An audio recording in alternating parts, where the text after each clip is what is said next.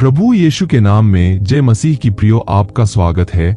आज हम जानने वाले हैं, अगर परमेश्वर बलवा करने वाले लोगों को, राजाओं को खत्म कर देता, परमेश्वर के दूत उन्हें खत्म कर देते थे, तो परमेश्वर शैतान को खत्म क्यों नहीं करता। लूसियो अध्याय 1 उसकी 16 में लिखा है, क्योंकि उसी में सारी वस्तुओं की सृष्टि हुई, स्वर्ग की हो अथवा पृथ्वी की, देखी या अनदेखी, क्या सिंहासन, क्या प्रभुताएं, क्या प्रधानताएं, क्या अधिकार, सारी वस्तुएं उसी के द्वारा और उसी के लिए सृजी गई है। परमेश्वर ने आत्मिक दुनिया इंसान के बनाने से कहीं पहले बना दी थी। आदि में जब परमेश्वर ने स्वर्ग और पृथ्वी की सृष्टि की तो उस समय स्वर्गदूत भी वहां मौजूद थे। अय्यूब अध्याय 38 उसकी 4 और 7 में लिखा है, परमेश्वर ने कहा, जब मैंने पृथ्वी की नींव डाली तब तू कहां था। यदि तू समझदार हो तो उत्तर दे। जब भोर के तारे एक संग आनंद से गाते थे और परमेश्वर के सब पुत्र जय जयकार करते थे। जब आदम ने अदन के बाग में पाप किया तो परमेश्वर ने शैतान को उसी समय खत्म क्यों नहीं किया। जब इंसान मरता है तो उसकी आत्मा या तो स्वर्ग में जाती है या फिर नरक में, इसके अलावा कोई और जगह नहीं। इंसान की आत्मा अमर है, अनंत है, आत्मा कभी नहीं मरती। मत्ती अध्याय 24 उसकी 35 में लिखा है, प्रभु यीशु ने कहा, मैं तुमसे सच सच कहता हूं, जब तक यह सब बातें पूरी ना हो ले तब तक इस पीढ़ी का अंत ना होगा। आकाश और पृथ्वी टल जाएंगे, परंतु मेरी बातें कभी ना टलेगी, मेरा वचन कभी ना टलेगा।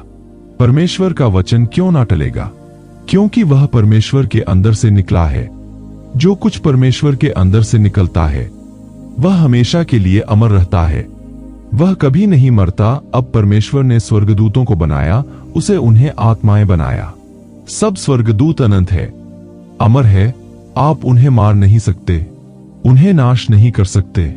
शैतान एक गिरा हुआ स्वर्गदूत है। वो पहले एक अभिषिक्त स्वर्गदूत था जो परमेश्वर के सिंहासन के सामने उपस्थित रहता था। शैतान जो पहले लूसीफर कहलाता था वो स्वर्ग का वर्शिप लीडर था, पर जब उसके मन में उसकी सुंदरता और उसके रुतबे पर घमंड आया तो उसने अपने मन में कहा कि मैं स्वर्ग पर चढ़ूंगा, मैं अपने सिंहासन को ईश्वर के तारागण से अधिक ऊंचा करूंगा और उत्तर दिशा की छोर पर सभा के पर्वत पर बराजू, मैं मेघों से भी ऊंचे ऊंचे स्थानों के ऊपर चढ़ूंगा, मैं परम प्रधान के तुल्य हो जाऊंगा। जब शैतान के अंदर मैं आ गई, जब वह घमंडी हो गया, तब वह स्वर्ग से धरती पर गिरा दिया गया और तब एक अभिषिक्त दूत कहलाने वाला शैतान बन बैठा। सिर्फ घमंड के कारण उसे स्वर्ग से निकाल दिया गया। नीति वचन अध्याय 16 उसकी 5 में लिखा है, सब मन के घमंडियों से यहोवा घृणा करता है, ऐसे लोग निर्दोष ना ठहरेंगे। नीति वचन 16 उसकी 18 में लिखा है, विनाश से पहले गर्व और ठोकर खाने से पहले घमंड आता है।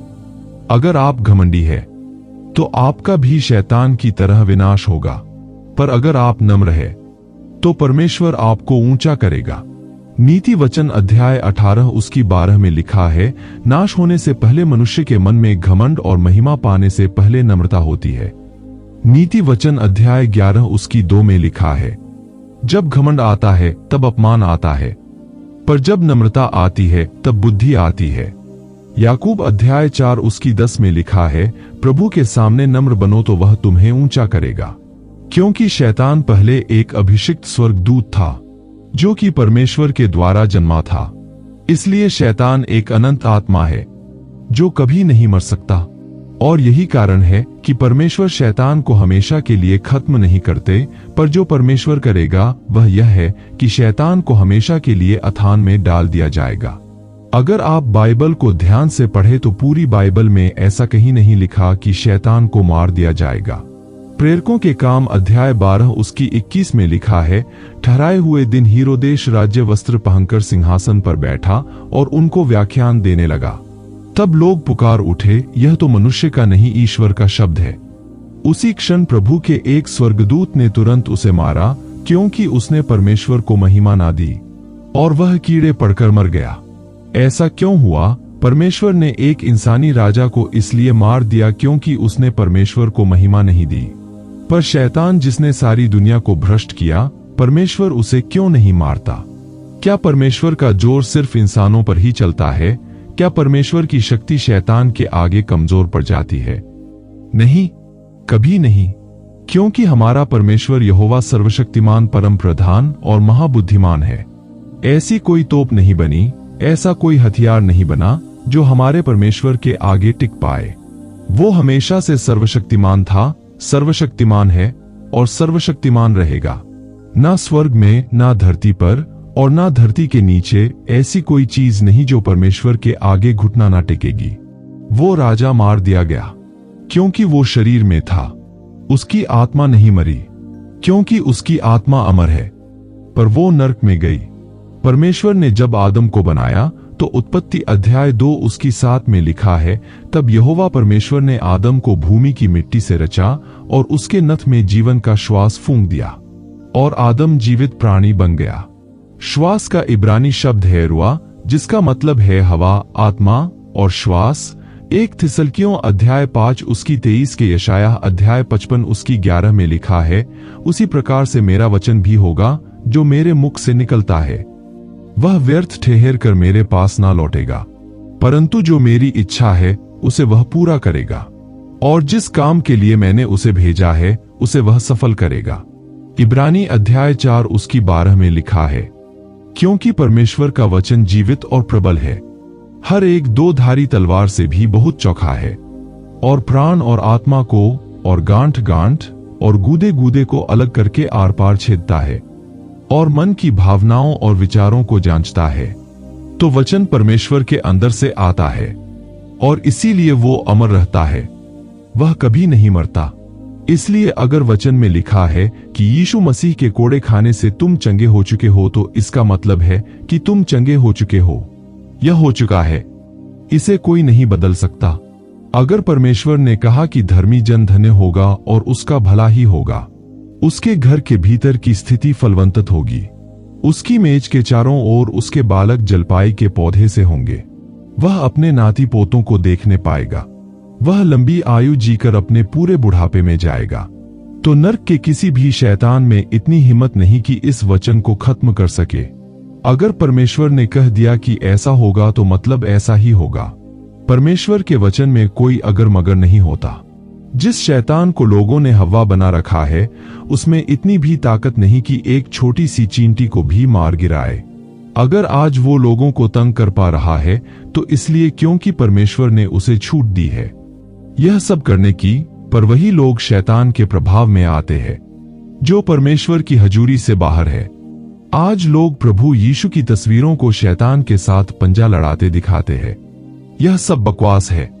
बाइबल में लिखा है लूका 10 उसकी 18 में कि यीशु ने कहा, मैं शैतान को बिजली के समान स्वर्ग से गिरा हुआ देख रहा था।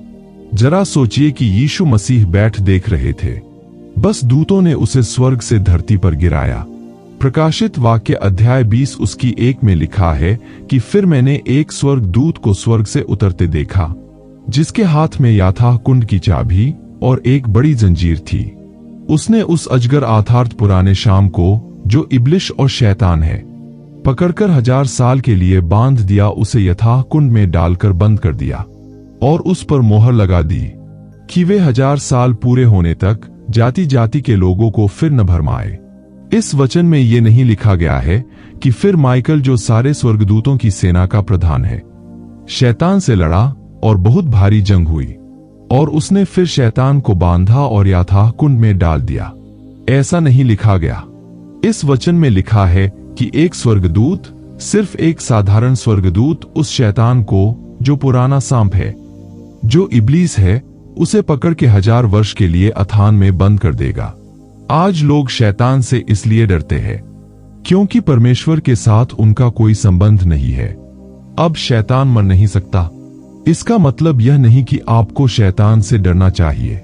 लूका अध्याय 10 उसकी 19 में लिखा है, देखो मैंने तुम्हें सांपों और बिच्छू को रौंदने का और शैतान की सारी सामर्थ्य पर अधिकार दिया है, और किसी वस्तु से तुम्हें कुछ हानि ना होगी।